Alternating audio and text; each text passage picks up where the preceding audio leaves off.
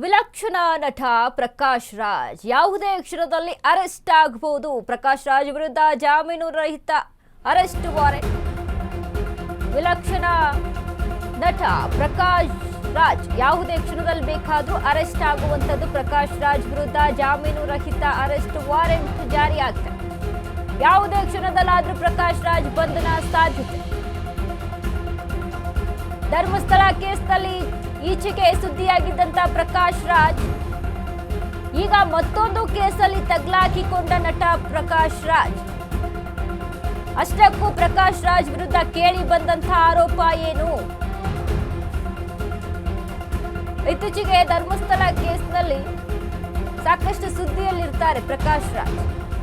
ಇದೀಗ ಜಾಮೀನು ರಹಿತ ಅರೆಸ್ಟ್ ವಾರೆಂಟ್ ಇದೆ ಅಂತ ಅಂದ್ರೆ ಯಾವ ಕೇಸಿಗೆ ಏನಾಗಿದೆ, ಯಾವ ಕೇಸ್ಗೆ ಸಂಬಂಧಪಟ್ಟಂತೆ ಪ್ರಕಾಶ್ ರಾಜ್ ಅರೆಸ್ಟ್ ಆಗ್ಬೋದು?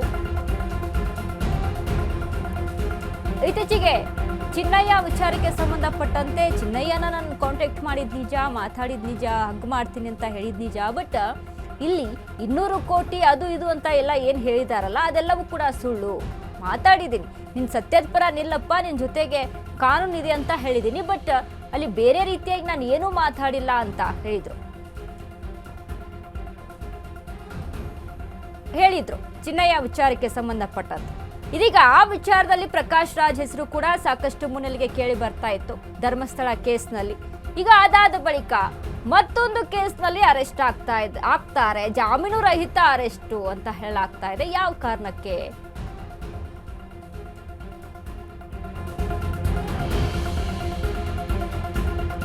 ಪ್ರಕಾಶ್ ರಾಜ್ ಹೆಸರಿನಲ್ಲಿ ವಿವಿಧೆಡೆ ಇವೆ 4 ವೋಟರ್ ಐಡಿ, 3 ರಾಜ್ಯಗಳ ವೋಟರ್ ಐಡಿ ಹೊಂದಿರುವಂತಹ ಪ್ರಕಾಶ್ ರಾಜ್ ಕರ್ನಾಟಕ, ತೆಲಂಗಾಣ ಮತ್ತು ತಮಿಳುನಾಡಲ್ಲಿ ಪ್ರಕಾಶ್ ಮತದಾರ. ಈ 4 ರಾಜ್ಯಗಳಲ್ಲಿ ವೋಟರ್ ಐಡಿ ಹೊಂದಿರುವಂತಹ ಪ್ರಕಾಶ್ ರಾಜ್. ಕಾನೂನು ಪ್ರಕಾರ ಒಬ್ಬ ವ್ಯಕ್ತಿಗೆ ಒಂದು ಮತದಾರ ಗುರುತಿನ ಚೀಟಿ ಇರಬೇಕು. ಬಟ್ ಇಲ್ಲಿ 4 ಇದ್ರೆ ನಟ ಪ್ರಕಾಶ್ ರಾಜ್ ಬಳಿ ಇರೋದು 4 ವೋಟರ್ ಐಡಿ ಅಂತ. ನಟ ವಿರುದ್ಧ ದಿಲೀಪ್ ಕುಮಾರ್ ಎಂಬುವರಿಂದ ಆರೋಪ ಕೇಳಿ ಬಂದಿದೆ. ಪ್ರಕಾಶ್ ರಾಜ್ ವಿರುದ್ಧ ದೂರು ಸಲ್ಲಿಸಿದ ದಿಲೀಪ್ ಕುಮಾರ್ ಈಗ ಬೆಂಗಳೂರಿನ 48ನೇ CJM ಕೋರ್ಟ್ನಿಂದ ಅರೆಸ್ಟ್ ವಾರೆಂಟ್. 2 ಬಾರಿ ಸಮನ್ಸ್ ಜಾರಿಗೊಳಿಸಿದ್ರು, ಹಾಜರಾಗಿರಲಿಲ್ಲ ಪ್ರಕಾಶ್ ರಾಜ್. 2 ಬಾರಿ ಜಾಮೀನು ರಹಿತ ವಾರೆಂಟ್ ಆದೇಶ ಜಾರಿಗೊಳಿಸಲಾಗಿತ್ತು. ಆದ್ರೂ ಹಾಜರಾಗದ ಪ್ರಕಾಶ್ ರಾಜ್ ಬೆಂಗಳೂರು ಕೋರ್ಟ್ ಗರಂ ಆಗಿದೆ. 3ನೇ ಬಾರಿ ಪ್ರಕಾಶ್ ರಾಜ್ ವಿರುದ್ಧ ಜಾಮೀನು ರಹಿತ ಅರೆಸ್ಟ್ ವಾರೆಂಟ್ ಅನ್ನ ಜಾರಿ ಮಾಡಿದೆ. ಕಾನೂನು ಉಲ್ಲಂಘನೆ ಆರೋಪದಲ್ಲಿ ಪ್ರಕಾಶ್ ರಾಜ್ಗೆ ಬಂಧನದ ಭೀತಿ ಶುರುವಾಗಿದೆ. ಪ್ರಕಾಶ್ ರಾಜ್ ಹೆಸರಿನಲ್ಲಿ ವಿವಿಧೆಡೆ ಇವೆ 4 ವೋಟರ್ ಐಡಿಗಳು, 3 ರಾಜ್ಯಗಳ ವೋಟರ್ ಐಡಿ ಹೊಂದಿರುವಂತಹ ಪ್ರಕಾಶ್ ರಾಜ್ ಕರ್ನಾಟಕ, ತೆಲಂಗಾಣ ಮತ್ತು ತಮಿಳುನಾಡು. ವೋಟರ್ ಐಡಿ ಒಬ್ಬ ಮನುಷ್ಯನಿಗೆ ಎಷ್ಟಿರುತ್ತೆ? ಒಂದಿರುತ್ತೆ. ಇದೇನು 4 ವೋಟರ್ ಐಡಿ? ಎಲ್ಲೆಲ್ಲ ವೋಟರ್ ಐಡಿ ಇದೆ? ತೆಲಂಗಾಣದ ಸೆರಿಲಿಂಗಂಪಲ್ಲಿ ವಿಧಾನಸಭಾ ಕ್ಷೇತ್ರದಲ್ಲಿ, ಬೆಂಗಳೂರಿನ ಶಾಂತಿನಗರ ಕ್ಷೇತ್ರದಲ್ಲೊಂದು ವೋಟರ್ ಐಡಿ. ಇನ್ನು ಶಾಂತಿನಗರ ಕ್ಷೇತ್ರದ ಮತದಾರ ಎಂದು ಪ್ರಮಾಣ ಪತ್ರದಲ್ಲಿ ಉಲ್ಲೇಖ ಇದೆ. ತಮಿಳುನಾಡಿನ ವೆಲಸರಿ ವಿಧಾನಸಭಾ ಕ್ಷೇತ್ರದಲ್ಲಿ ಕೂಡ, ತೆಲಂಗಾಣದ ಸೆರಿಲಿಂಗಪ್ಪನಪಲ್ಲಿ ವಿಧಾನಸಭಾ ಕ್ಷೇತ್ರದಲ್ಲೂ ಕೂಡ.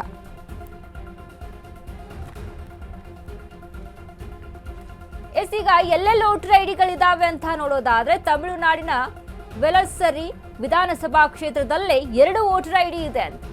ಇನ್ನು ತೆಲಂಗಾಣದ ಲಿಂಗಂಪಲ್ಲಿ ವಿಧಾನಸಭಾ ಕ್ಷೇತ್ರದಲ್ಲಿ 1 ವೋಟರ್ ಐಡಿ ಇದೆ. ಬೆಂಗಳೂರಿನ ಶಾಂತಿನಗರದಲ್ಲೂ ಕೂಡ ವೋಟರ್ ಐಡಿ ಇರುವಂತದ್ದು. ಒಟ್ಟಾರೆಯಾಗಿ 4 ವೋಟರ್ ಐಡಿ ತೆಲಂಗಾಣದಲ್ಲಿ ಅಂತ ಆದ್ರೆ ಕರ್ನಾಟಕದಲ್ಲೂ ಕೂಡ ಇದೆ. ತಮಿಳುನಾಡಿನಲ್ಲಿ 2 ವೋಟರ್ ಐಡಿ ಇರುವಂತದ್ದು. ಏನಕ್ಕೆ, ಯಾವ ಕಾರಣಕ್ಕೆ ಇಷ್ಟು ವೋಟರ್ ಐಡಿಯನ್ನ ಇಟ್ಕೊಂಡಿದ್ದಾರೆ ಪ್ರಕಾಶ್ ರಾಜ್? ಇದನ್ನ ಪ್ರಶ್ನೆ ಮಾಡಿ ದಿಲೀಪ್ ಕುಮಾರ್ ಒಂದು ಆರೋಪವನ್ನ ಮಾಡಿರ್ತಾರೆ. ಈ ವಿಚಾರಕ್ಕೆ ಸಂಬಂಧಪಟ್ಟಂತೆ ಕೋರ್ಟ್ ಕೂಡ ಹಾಜರಾಗಿ ವಿಚಾರಣೆಯನ್ನು ನಡೆಸಬೇಕು ಅಂತ ಹೇಳಿರುತ್ತೆ. ಬಟ್ ನೋಟಿಸ್ ಅನ್ನ ಜಾರಿ ಮಾಡಿದ್ರು ಪ್ರಕಾಶ್ ರಾಜ್, ಅದಕ್ಕೆ ಕ್ಯಾರೆ ಎಂದಿಲ್ಲ. ಹೀಗಾಗಿ ಎಸಿಜೆಎಂ ಕೋರ್ಟ್ ಆದೇಶನ ಹೊರಡಿಸಿರುವಂಥದ್ದು. ಜಾಮೀನು ರಹಿತ ಅರೆಸ್ಟ್ ವಾರೆಂಟ್ ಅನ್ನ ಜಾರಿಗೊಳಿಸಿದೆ. ಕೋರ್ಟ್ ಈಗಾಗಲೇ 2 ಬಾರಿ ಕೊಟ್ಟರು ಕೂಡ ಅದಕ್ಕೆ ಯಾವುದೇ ರೀತಿಯಾದಂಥ ರೆಸ್ಪಾನ್ಸ್ ಇಲ್ಲ ಅಂತ ಅಂದರೆ 3ನೇ ಬಾರಿ ಇದೀಗ ಜಾರಿ ಮಾಡಿರುವಂಥದ್ದು. ಕಾನೂನಿಗೆ ಅವಮಾನ ಮಾಡುವಂಥ ರೀತಿಯಲ್ಲಿ ನಡ್ಕೊಳ್ತಾ ಇದ್ದಾರೆ ಪ್ರಕಾಶ್ ರಾಜ್ ಅಂತ ಹೇಳಿ ಕೋರ್ಟ್ ಈ ನಿರ್ಧಾರವನ್ನು ತೆಗೆದುಕೊಂಡಿದೆ. ಯಾವುದೇ ಸಂದರ್ಭದಲ್ಲಾದರೂ ಕೂಡ ಅರೆಸ್ಟ್ ಆಗುವಂಥ ಭೀತಿ ಇದೀಗ ಪ್ರಕಾಶ್ ರಾಜ್ಗೆ ಕಾಡ್ತಾ ಇದೆ.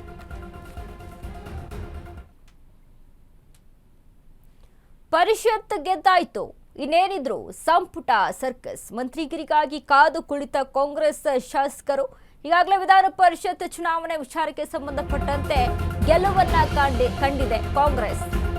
ಪರಿಷತ್ನಲ್ಲಿ ಗೆದ್ದಾಯ್ತು, ಸಂಪುಟ ಸರ್ಕಸ್ ಒಂದು ಗೆಲ್ಲೋದು ಬಾಕಿ ಇದೆ. ಮಂತ್ರಿಗಿರಿಗಾಗಿ ಕಾಂಗ್ರೆಸ್ನ ಶಾಸಕರು ಕಾದು ಕುಳಿತಿದ್ದಾರೆ. 2ನೇ ಲಿಸ್ಟ್ಗಾಗಿ ಬಕಪಕ್ಷಿಯಂತೆ ಶಾಸಕರು ವೇಟಿಂಗ್ ಅಲ್ಲಿದ್ದಾರೆ. ಬಹುತೇಕ ಮುಂದಿನ ವಾರ 2ನೇ ಲಿಸ್ಟ್ ಫೈನಲ್ ಸಾಧ್ಯತೆ ಇದೆ.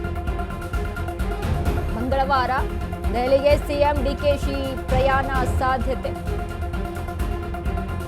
ಸಿಎಂ ಡಿಕೆಶಿಗೆ ಸಾಥ್ ನೀಡಲಿರುವ ಮಾಜಿ ಸಿಎಂ ಸಿದ್ದರಾಮಯ್ಯ ಉಳಿದ 20 ಸಚಿವ ಸ್ಥಾನಗಳ ಕುರಿತು ಗಂಭೀರ ಚರ್ಚೆಯನ್ನು ನಡೆಸಿದ್ದಾರೆ. ಹೈಕಮಾಂಡ್ ಜೊತೆ ಚರ್ಚೆ ಬಳಿಕ ಎಲ್ಲವೂ ಫೈನಲ್ ಆಗುತ್ತೆ. ಸಚಿವ ಸ್ಥಾನಕ್ಕಾಗಿ ಎಲ್ಲಾ ಶಾಸಕರಿಂದ ಪೈಪೋಟಿ ಏರ್ಪಟ್ಟಿರುವಂಥದ್ದು. ಆಕಾಂಕ್ಷಿಗಳ ಪಟ್ಟಿ ನೋಡಿಯೇ ವರಿಷ್ಠರು ಶಾಕ್ ಆಗಿದ್ದಾರೆ. ಪರಿಷತ್ ಚುನಾವಣೆ ಆಗಲಿ ಅಂತ ಕಾದಿದ್ದ ಶಾಸಕರು ಈಗ ಪರಿಷತ್ ಚುನಾವಣೆ ಆಯಿತು. 2ನೇ ಲಿಸ್ಟ್ನಲ್ಲಿ ಹೊಸ ಶಾಸಕರಿಗೆ ಅವಕಾಶ ಸಾಧ್ಯತೆ.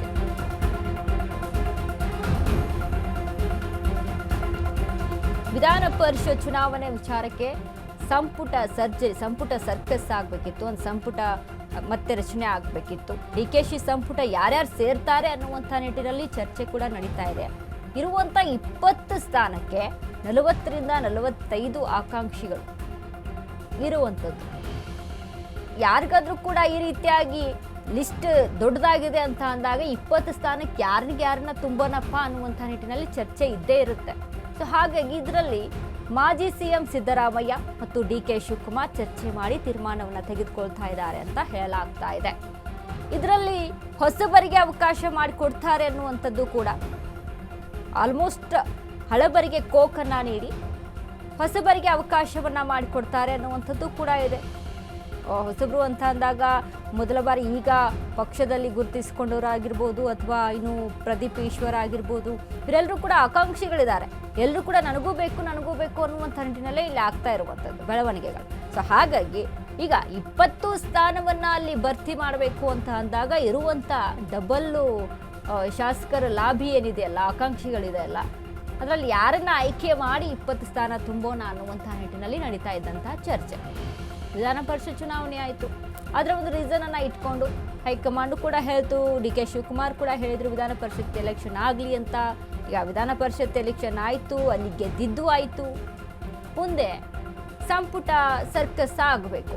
ಹಾಗಾಗಿ ಸಂಪುಟದಲ್ಲಿ ಯಾರ್ಯಾರನ್ನೆಲ್ಲ ಸೇರಿಸಬೇಕು ಅನ್ನುವಂಥ ನಿಟ್ಟಿನಲ್ಲಿ ಚರ್ಚೆ ಆಗ್ತಾ ಇದೆ.